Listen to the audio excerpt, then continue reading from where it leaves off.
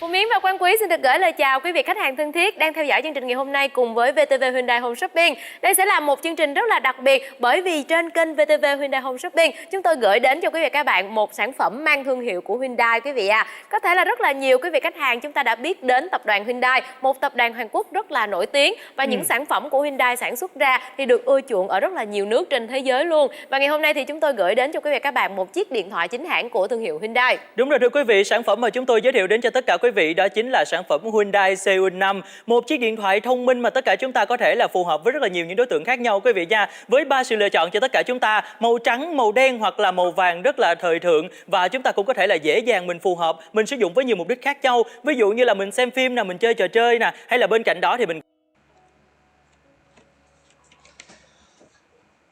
광고 잘 보셨나요? 베트남 경제TV 오대리입니다. 이 광고를 보고 저는 이제 이 광고를 보고 이 스마트폰 서울남에 대해서 안 지는 벌써 몇 년 됐는데,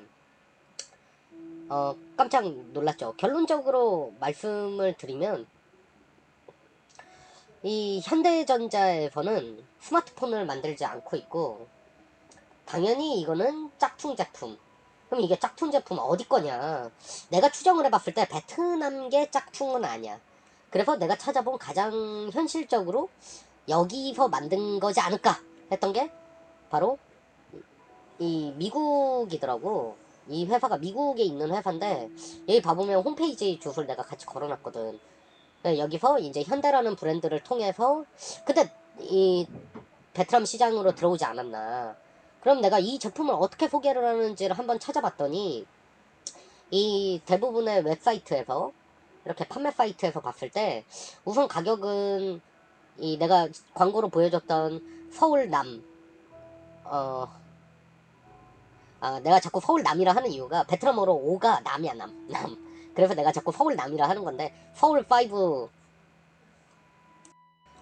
이 제품이 이 300만 동, 이 6G, 서울 6 같은 경우에 300만 동 정도면 한 우리나라 하나로 15만 원 정도 하거든. 15만 원 정도 하는 제품이고, 내가 혹시 이 제품을 만든 회사에 대한 소개를 좀 찾아볼까 해서 봤더니 여기서는 완전 좀 잘못된 정보를 적어놨더라고. 내가 이 광고를 보고 딱 처음에는 원래 SK 하이닉스가 전신이 현대전자잖아. 그래서 나는 현대전자에서 만든 제품인가? 혹시 예전에 하이마트처럼 이렇게 현대전자 출신이, 이 하이마트는 대우전자 출신이 나와서 만든 거고, 이 현대전자 출신이 나와가지고 지금 스마트폰 사업도 하고 이런 건가 하고 찾아봤더니, 여기 보니까 이거는 이 현대그룹, 현대차 그룹, 이 굉장히 유명한, 세계적으로 유명한 그룹이다. 그러면서 자동차도 만들고, 여기 보면은 이런 뭐 각종 기계도 만들고 있다, 이렇게 소개를 하고 있더라고. 그러면서 지금 베트남 시장에 진입을 했고, 이 베트남 공업 쪽에서 가장 이제 공업의 중심지에서 가장 저렴한 가격으로 지금 공급을 하고 있다. 이거는 한 10만 원 정도 되는 금액인데, 서울5 같은 경우엔. 근데 이 기사를 뽑은 이유는 내가 하고 싶은 말의 결론이, 우선은 좀 신기하니까 공유를 하고 싶었던 이유가 1번. 2번은 이 방송을 한 곳이 VTV 현대라는 곳이야. 그 VTV 현대라는 곳은 이 현대라면 다 똑같은 현대가라고 사람들이 생각을 많이 하는데, 그렇지 않아. 이 현대 홈쇼핑은 현대 백화점 그룹이라고, 어떻게 보면 그룹이 분리돼 있어. 범현대 계열이긴 하지만. 그래서 내가 실적을 좀 찾아봤더니 지금 계속 적자를 유지를 하고 있더라고. 현대 홈쇼핑, 현대 백화점 그룹 같은 경우엔 지금 현재 신사업을 굉장히 빠르게 추진을 하고 있어. 그렇기 때문에 이제 건자재 쪽 인수도 하고 있고, 특히 현대 렌탈 같은 경우에 굉장히 지금 공격적으로 키우고 있잖아. 그런 부분에서 사업 다각화를 위해서 굉장히, 원래는 보수적인 기업 문화로 알고 있는데 지금 굉장히 공격적으로 투자를 하고 있고, 나는 사실 VTV 홈쇼핑 같은 경우에는 아마 베트남의 유통 구조에 조금 잘 맞추지 않은 거일 수도 있겠다라 생각을 했어. 왜냐면은 우선은 내가 생각할 때 이 제품을 꺼냈다라는 게 MD가 한국인은 당연히 아니었을 거라고 생각을 해. 그리고 MD 역시도 이 경영에 관한, 기업에 관한 정보가 부족하다 보니까, 현대라는 회사는, 현대차 그룹은 전 세계적으로 정말 유명한 회사인 건 맞거든. 모르는 사람 없어. 다들 알아. 현대 기아 알아. 알기 때문에 여기가 건설도 하고, 왜냐면 현대 같은 경우에는 지금 이 베트남 하노이 롯데 근처에도 내가 알기로는 지하철 공사도 지금 하고 있는 걸로 알고 있거든. 현대건설 같은 경우에 현대건설은 현대차 그룹 안에 포함돼 있어. 그렇기 때문에 이 MD 입장에서도 이렇게 저렴한 가격으로 가져오면 좋겠다라고 생각을 했을 거고, 그런 브랜드를 이 지금 어떻게 보면 이 회사가 맞는지 아닌지는 내가 잘 모르겠지만 내 생각에는 베트남 회사는 내가 찾아본 결과 절대 아닌 것 같고 중국 회사도 아닌 것 같아. 내가 찾아본 정보 중에 가장 신빙성이 있는 게 이 미국에 있는 회사 그리고 유럽에 있는 회사 하나가 있더라고. 그 둘 중에 하나지 않을까 추정을 하고 있는데, 이러한 데에서 어떻게 보면은 그 MD도 마찬가지고 좀 매출을 올리려고 나는 노력을 했다 생각을 하지만, 베트남은 실질적으로 이 유통시장이 페이스북을 중심으로 오히려 잘 돼 있어. 그렇기 때문에 회사 근무 중에서도 페이스북을 통해서 제품을 굉장히 많이 팔고 있거든, 사람들이. 그러니까 굉장히 작은 소매업이 이 페이스북이라는 플랫폼을 통해서 잘 연결이 돼 있다라는 거지. 그러한 특성적인 부분이 결국은 이 현대 홈쇼핑이 의외로 선전하지 못하는 이유 중 하나지 않을까. 사실 생각보다는 방송에 나오는 것만큼 유명하지는 않더라고. 그래도 공중파 방송에 나오고는 있지만. 그리고 베트남 분들 같은 경우에는 이러한 제품의 진짜 여부에 대해서 굉장히 주의 깊게 보기 때문에, 실제로 구매의 패턴을 내가 물어봤을 땐 이 실제 진출한 회사의 홈페이지에서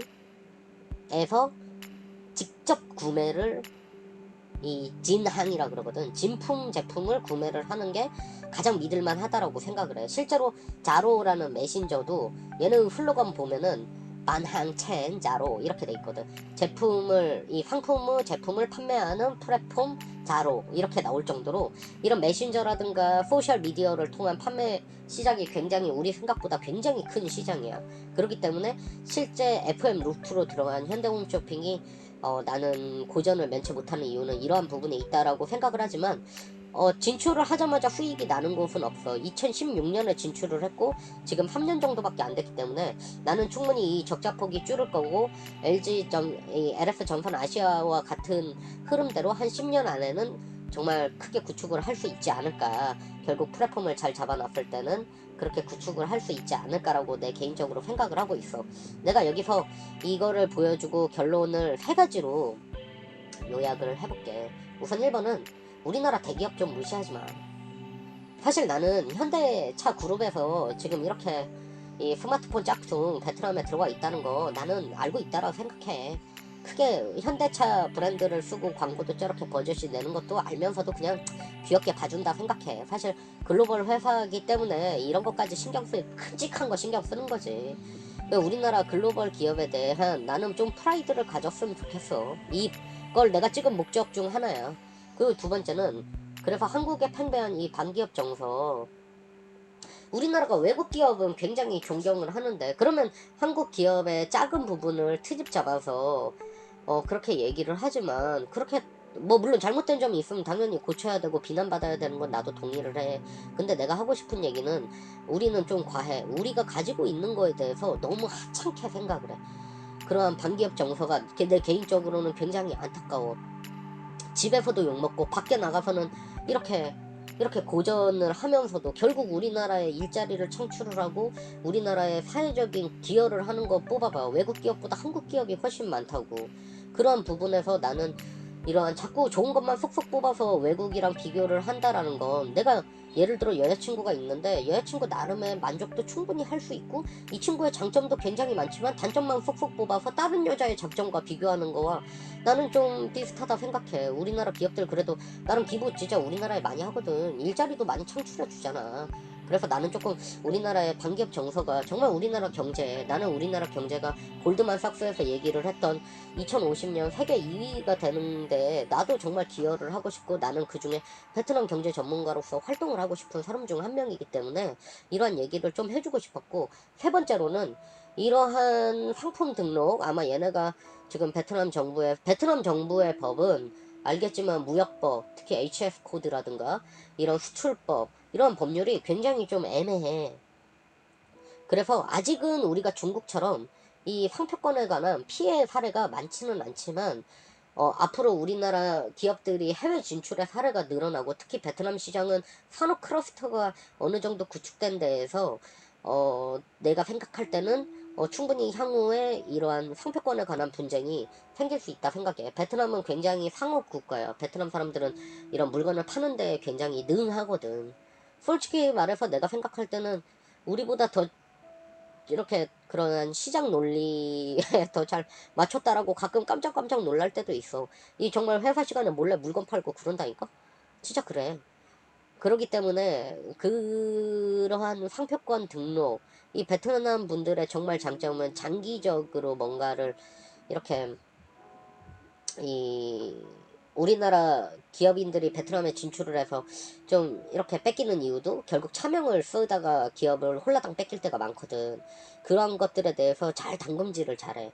그런 부분은 우리가 굉장히 주의를 해야 되고, 이러한 분쟁은 코트라에서 이런 거를 문의를 하면 베트남 내 코트라에서 굉장히 친절하게 이 상표권 등록에 관한 이 정책에 대한 설명을 해줄 거야. 내가 우리나라 공무원들에 대해서 굉장히 감동을 받은 게 베트남 생활을 하면서야. 굉장히 진짜 열심히들 하시더라고. 난 공무원들 중에 아는 사람도 많이 없지만 정말 공부 열심히 하고, 나는 내 나름의 그분들이 애국심을 가지고 이 대한민국 국가대표라는 생각으로 그 분야에서 굉장히 열심히 하고 있다라고 생각을 하고 있어. 그렇기 때문에 이러한 문의를 했을 때 절대 외면하지 않을 거라고 생각하고 있거든. 그래서 이 세 가지, 대기업을 무시하지 말자, 반기업 정서좀 우리 줄이자, 그리고 이런 상표권 등록은 코트라를 통해서 하자. 이게 내가 오늘 하고 싶었던 얘기예요. 결론이야.